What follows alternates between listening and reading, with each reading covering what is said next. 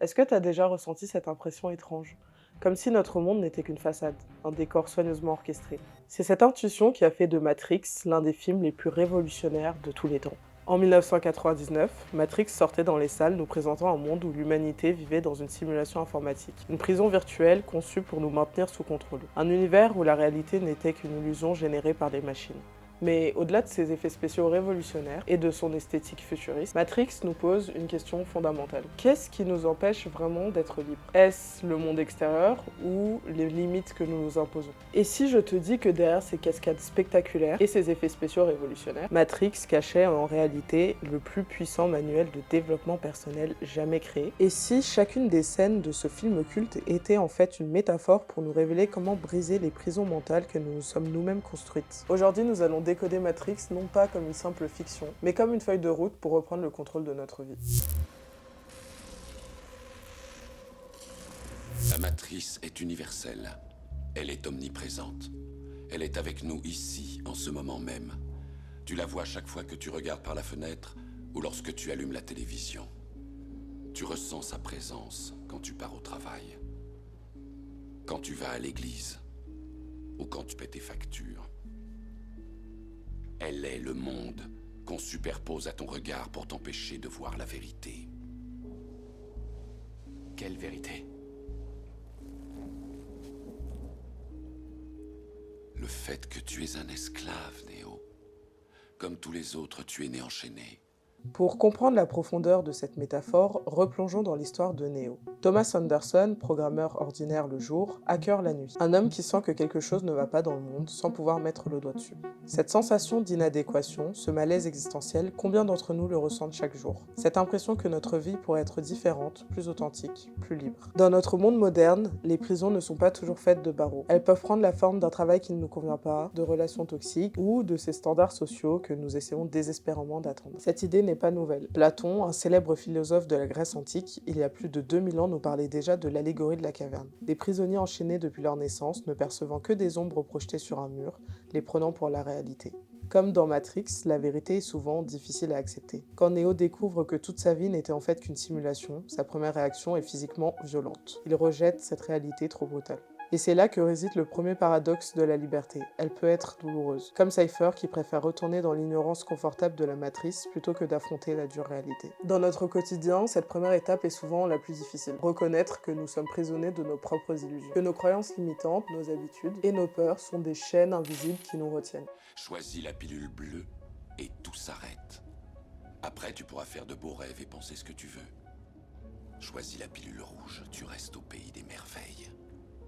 Et on descend avec le lapin blanc au fond du gouffre. La première question que nous pose Matrix est donc celle-ci. Préférez-vous une vérité douloureuse ou un mensonge confortable? Êtes-vous prêt à remettre en cause vos certitudes pour grandir? Parce que la véritable liberté commence avec une prise de conscience. Ce n'est qu'après avoir reconnu nos chaînes que nous pouvons commencer à les briser.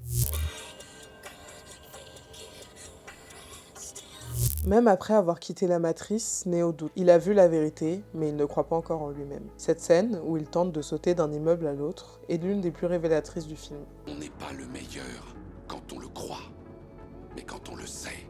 Ce que Morpheus essaye d'enseigner à Neo, c'est qu'il ne suffit pas de connaître la vérité. Il faut l'incarner, la vivre et y croire profondément. Et en développement personnel, c'est ce qu'on appelle le syndrome de l'imposteur. Le syndrome de l'imposteur, c'est cette impression que nous sommes une arnaque, que nous sommes des fraudeurs et que nous ne méritons aucun de nos succès. Et une peur irrationnelle d'être démasqué. Le syndrome de l'imposteur nous empêche aussi d'entreprendre ou d'aller au bout de nos projets parce qu'on se sent pas légitime et qu'on est convaincu qu'on ne réussira pas. Selon certaines études, 70% des gens ont déjà ressenti ça une fois dans leur vie. Et contrairement à ce qu'on pourrait croire, c'est souvent les gens les plus compétents qui en souffrent le plus. Albert Einstein, Maya Angelou ou encore Michelle Obama, certains des esprits les plus brillants de notre temps ont avoué avoir douté d'eux-mêmes. Comme si, tel Neo, ils ne parvenaient pas à croire en leur propre potentiel. Dans Matrix, Neo doit apprendre à déprogrammer ses croyances limitantes, à reconnaître que les règles qui gouvernent son esprit ne sont pas immuables.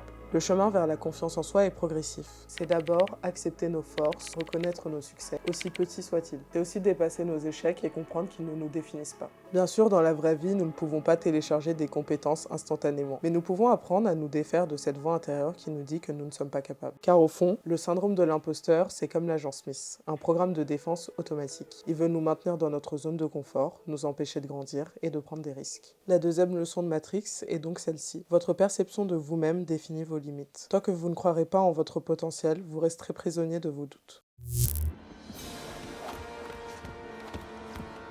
La transformation de Neo atteint son apogée lorsqu'il commence à voir la matrice telle qu'elle est, un code qu'il peut lire, comprendre et modifier. C'est le moment où il réalise que les règles qui gouvernent son monde peuvent être réécrites, que la réalité elle-même est malléable. Cette idée que nous pouvons nous réinventer est au cœur même du développement personnel. Nos identités ne sont pas figées et nos comportements ne sont pas immuables. Dans Matrix, Neo devient l'élu non pas parce qu'une prophétie l'a désigné, mais parce qu'il a choisi de l'être. C'est sa décision, son engagement qui le transforme. Se réinventer demande du courage, c'est accepter de quitter sa zone de confort, d'affronter l'inconnu. C'est aussi accepter l'échec comme une partie intégrante du processus. La mort symbolique de Neo et sa résurrection représentent ce processus de transformation. Pour devenir une nouvelle version de nous-mêmes, nous devons parfois laisser mourir certaines parties de notre ancienne identité. Et donc, voici la troisième leçon de Matrix. Vous avez le pouvoir de réécrire votre propre code, de changer vos croyances, vos habitudes et votre perception de vous-même et du monde. Matrix nous rappelle que la plus grande prison n'est pas celle qui nous entoure, mais celle que nous portons en nous. Notre plus grand obstacle, ce n'est pas le monde extérieur, mais les limites que nous nous imposons. Comme Neo, nous avons tous notre propre agent Smith. Ces peurs, doutes et croyances limitantes qui essayent de nous maintenir dans notre propre illusion. Prendre la pilule rouge, c'est faire le choix difficile mais libérateur de voir la vérité, de reconnaître nos chaînes et de mieux les briser. C'est apprendre à voir notre réalité d'un œil nouveau, à reconnaître qu'on s'impose nos propres limites. Et c'est finalement prendre conscience de notre pouvoir de nous réinventer, de définir qui nous voulons être et de réécrire notre propre code. Alors, quelle est votre matrice? Quelles sont ces illusions qui vous retiennent? Ces doutes qui vous empêchent d'avancer et ces règles que vous pourriez réécrire?